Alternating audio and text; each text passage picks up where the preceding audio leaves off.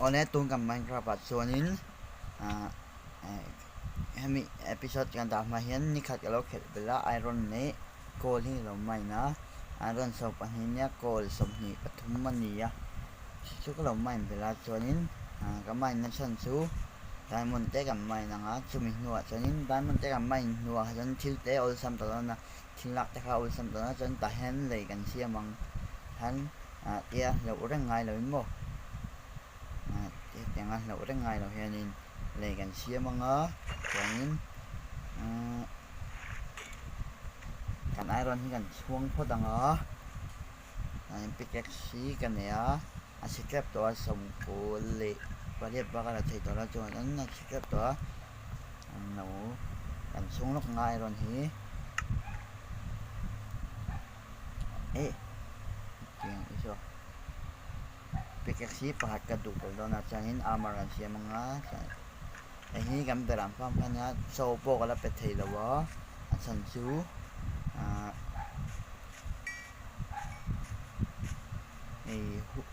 hui hui thi ala khang nen lawa hi kam farm kha nia potato anu carrot potato nia chanin hui tan ni ya xuống thành nó như này đó thấy đó thì nghe là cái anh xin lòng càng anh xin luôn sẽ về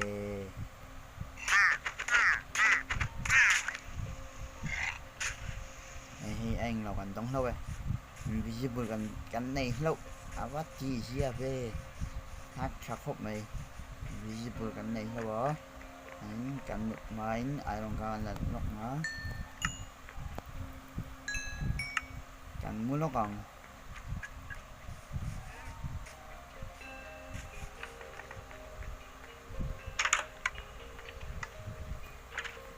can mua tết đen á trời nhé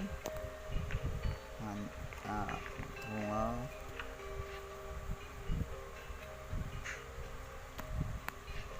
pickaxe pahat kan duk belang pickaxe nga chonin silk hi lenga adek chi mai chonin wi kan hu hi ta han dang mu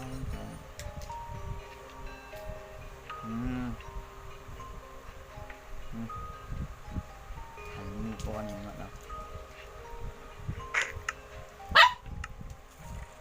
mà puga ka ludo na ron lang lang o until design here quay trong là cái anh xa cắt xuống á cảnh em này nó để làm sao nhỉ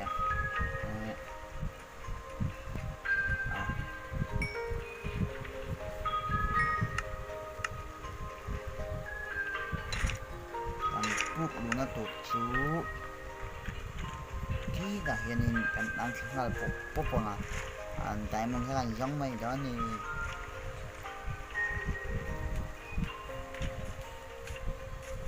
portal đang cảnh nút thiền đó tại mình cảnh này xua nhứ portal hàng là nút thì còn lòng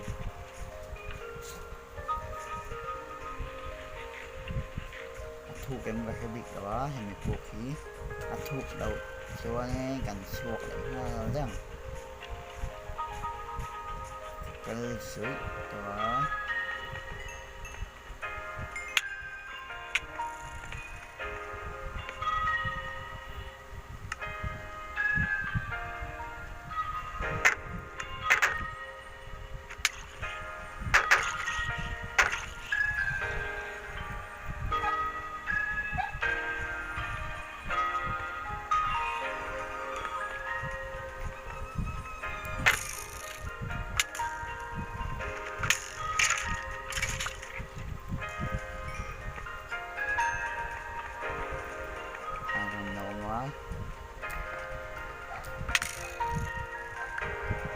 anh lâu về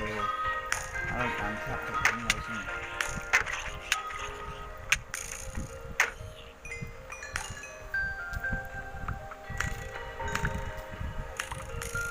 cầm mạnh chụp ngay đây mong cầm nữa còn nặng nặng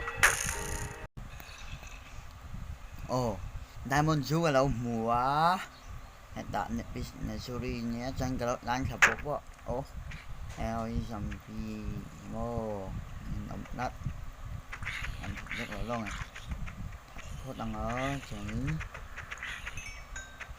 diamond số hình dạng nhiều mình còn chưa bị đâu nằm đâu đồng cơ vật anh nhé nè bis nè suri kan là phốt ngã iron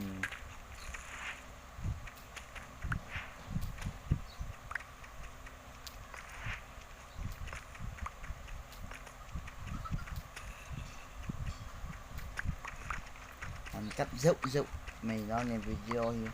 cảm ơn công hút tiếng kha nhưng còn nặng cảnh thật bằng ngõ về bắc cắm mà một xuống là quá thành một bắc bộ ngay xuống là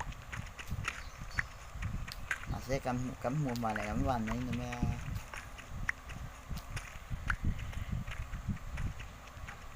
tắt hết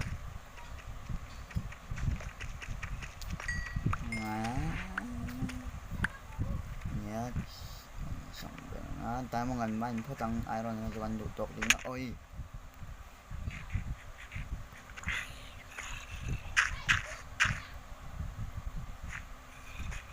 muốn cái hệ diamond anh nhìn đâu xoáy chứ mình mai bật đi gần xiêm được lúc mà mô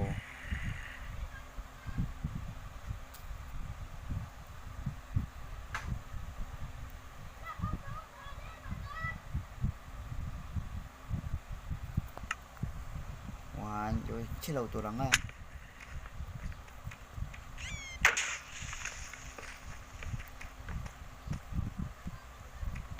chuyện hà đấy nhá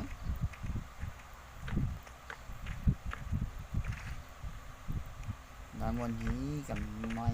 sung dung á hay mình ăn lầu stone kìa hay mình đúng với cái gần lặng ngay nha diamond cầm hũ đá rồi đẹp ô diamond cả lâu múa chân xuất ra xong cái tổ quá anh lộc cái lẽ khi bảo số người ban đầu tụi rằng ăn bạc hết ní baru cái này thì tôi này yes anh thấy cái này pasari cái này đó mà sẽ pickaxe đấy nghe XC kan siya mo ang idol na ang sunin bak o pa ni lang idol na ang song chal ang call sum jo man may kan tong dan to mai ni pero ka bok lawa atop le ne ngal pop niệm về chuyện mô diamond dòng tây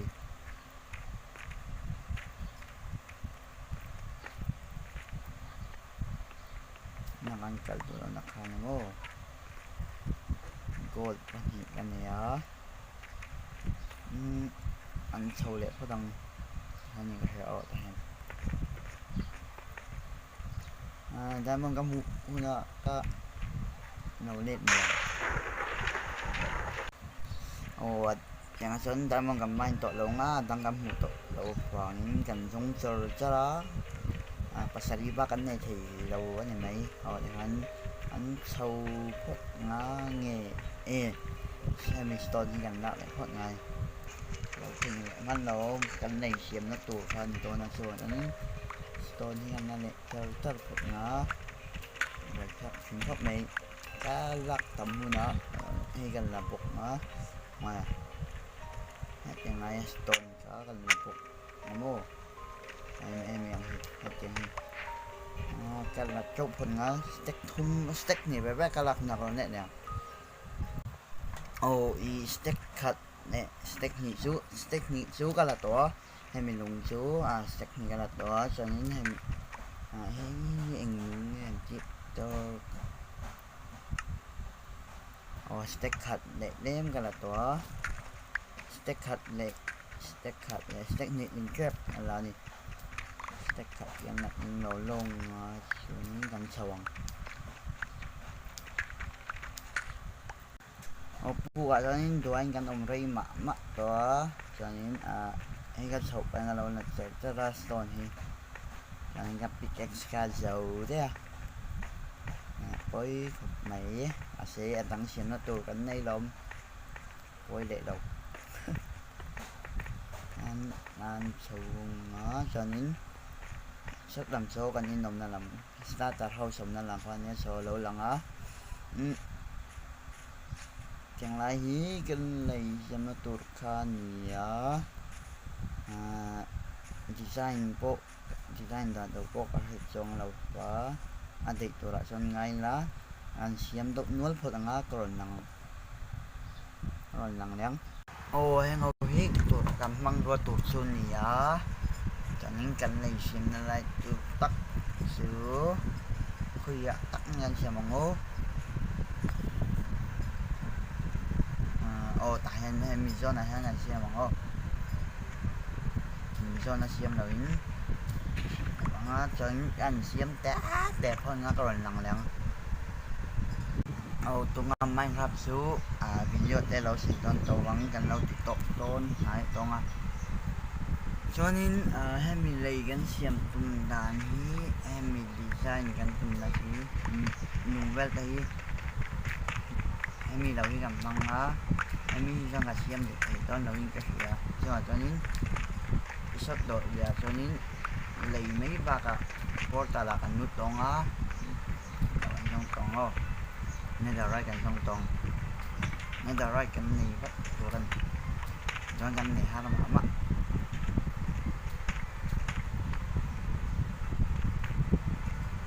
em mình cái măng tùng stone về hầu tí xin măng vô cái đó là dọc cái này cho anh chính nên cái lần design đó này cho nên đâu xem một tung như lấy bộ thì được thấy thế đó anh có hoặc là mua